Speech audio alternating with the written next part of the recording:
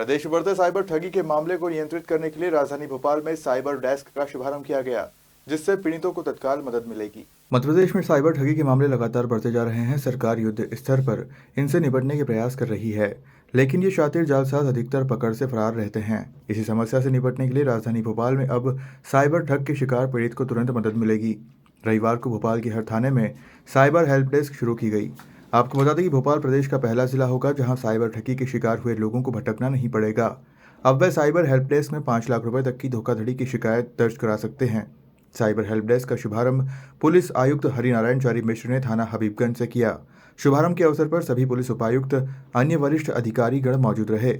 इस मौके पर भोपाल पुलिस कमिश्नर हरिनारायण चारी मिश्र ने बचने के तरीके भी बताए हैं। पिछले कुछ वर्षों में सबसे बड़ी चुनौती और लगातार तेजी से बढ़ती हुई चुनौती जिसने अपराधों के स्वरूप को प्रभावित किया है वो साइबर क्राइम है। पिछले दिनों माननीय मुख्यमंत्री महोदय ने भी इसके लिए निर्देश दिया था कि पुलिस इसके लिए कमर कस अपने तैयार करे और बढ़ती हुई चुनौतियों के अनुरूप और ज्यादा से ज्यादा बेहतर अपने को संसाधनों से युक्त करे। उसी कड़ी में आज भोपाल में पहली बार, प्रदेश में पहली बार यहाँ के जितने भी थाने हैं सभी थानों में एक साइबर डेस्क की शुरुआत की जा रही है। यह साइबर डेस्क के लिए पिछले लगभग 2 सप्ताह से ज्यादा पुलिस लगातार अपने को तैयार कर रही थी। इसमें 500 से ज्यादा जवानों को इसके लिए प्रशिक्षित किया गया है। इसमें जो पर्याप्त जो मूलभूत जो संसाधन है उन संसाधनों को थानों में उपलब्ध कराया गया है। खासतौर पे मोबाइल के लिए जो हम सीयर जो पोर्टल है, खासतौर पे नेशनल जो हमारा एनसीपीआर का जो पोर्टल है और समन्वय जो पोर्टल है, इस तरह के पोर्टल के माध्यम से राष्ट्रीय स्तर के इस तरह के वेबसाइट्स हैं जिसमें पुलिस जाकर के बहुत सारी आधारभूत जानकारियां निकाल सकती है साइबर क्राइम के बारे में। उसके बारे में पुलिस ने सभी जवानों को प्रशिक्षित किया गया है और प्रारंभिक तौर पर जो शिकायतें आती हैं, खासतौर पर 5 लाख से कम की जो शिकायतें हैं, उन शिकायतों की तह तक पुलिस जाकर के अनुसंधान करेगी, आरोपियों को पकड़ेगी। ऐसे मामलों में पुलिस ने पिछले दिनों भोपाल पुलिस ने लगातार, हम जानते हैं कि डिजिटल अरेस्ट के भी कुछ केसेज आए थे और उन केसेज में भी आरोपियों को तह तक महोबा तक जाके पकड़ा गया। इसमें क्राइम ब्रांच ने भी काफी पिछले दिनों बेहतर उसमें अनुसंधान किया और लगातार अपराधों की प्रकृति बदल रही है। खासतौर पर यह है कि अलग अलग तरीकों की अगर हम बात करें तो पिछले दिनों इसका जब वर्गीकरण किया गया, इनको अलग अलग निर्धारित किया गया किस किस तरह के मॉडस ऑपरेंडी हैं, तो इसमें 50 से ज्यादा अलग अलग तरीकों का उपयोग करके साइबर क्रिमिनल्स ने अपराधों के प्रति लोगों को ठगा था, लोगों को धोखाधड़ी का शिकार बनाया था।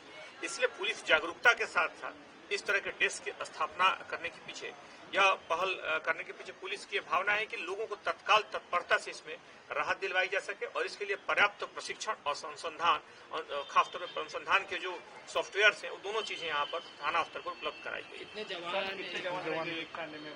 एक थाने में, प्रत्येक थाने में औसतन 10 जवान कम से कम इसके लिए प्रशिक्षित हैं, लेकिन ये संख्या कई थानों में ज्यादा भी है और यह एक अनवरत प्रक्रिया है जो आने वाले दिनों में भी लगातार चलेगी। खासतौर पे जिस तरह से चुनौतियां बढ़ी हैं, हम देखें कि पिछले दिनों जो कुछ अपराधियों की बड़ी टीमों को पुलिस ने पकड़ा था और जब गई तो उसमें खास जो उल्लेखनीय बात थी कि उस गांव में उन अपराधियों को पुलिस ने भले अपने केस में पकड़ा, लेकिन इनकी संख्या उस गांव में 1000, 1500, 2000 तक एक एक गांव में ऐसे साइबर क्रिमिनल्स की संख्या पाई गई। इस तरह के बड़े ऑर्गेनाइज क्राइम से लड़ने के लिए आवश्यक है कि पुलिस के प्रशिक्षण और अनुसंधान का स्तर भी उतना व्यापक हो, उसको ध्यान में रखते हुए साइबर सेल काफी प्रभावी सिद्ध हो। 2 तरीके की परिस्थितियां इसके पीछे होती हैं। पहला, इसमें भ्रम का वातावरण और दूसरा प्रारंभिक उसमें लोभ भी रहता है।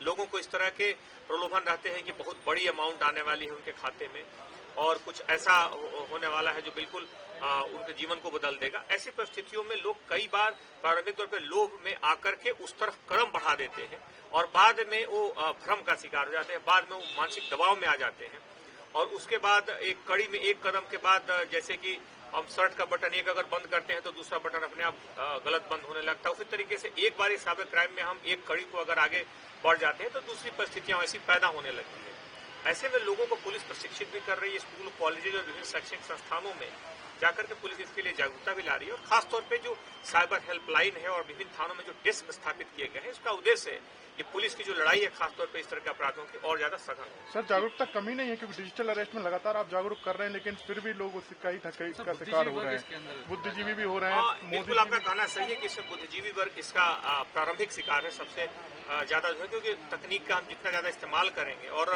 वो इस्तेमाल के पीछे हम पर्याप्त संवेदना, खासतौर पे सावधान नहीं रहेंगे तो उसका शिकार होने की संभावना बढ़ जाएगी। तो इस तरह की बातें आई है कि कई बार आपने देखा था इंजीनियर थे, अभी एक डॉक्टर जो थे, अभी 2 दिन पहले डॉक्टर हुए थे, तो शुरुआती दौर में कुछ ऐसी परिस्थितियां आई, कुछ इस तरह की प्रारंभिक जानकारियां भी ठगों के पास रहती है, जिसे व्यक्ति को हो सकता है कई बार भरोसा हो जाता है कि सामने वाला कोई खास एजेंसी से ही बोल रहा है। लेकिन बार बार हम लोग प्रशिक्षित करते हैं, खासतौर पे आपके माध्यम से और सोशल मीडिया के माध्यम से भी, कि कोई भी एजेंसी कभी वीडियो कॉल के माध्यम से, कभी ऑडियो करके, किसी तरह के कॉल के माध्यम से किसी भी तरह का कोई वेरिफिकेशन कभी नहीं करती है, इस तरह की कोई जानकारी कभी नहीं मांगती है। इसलिए इस तरह का कॉल आते ही हमें सावधान हो जाना चाहिए।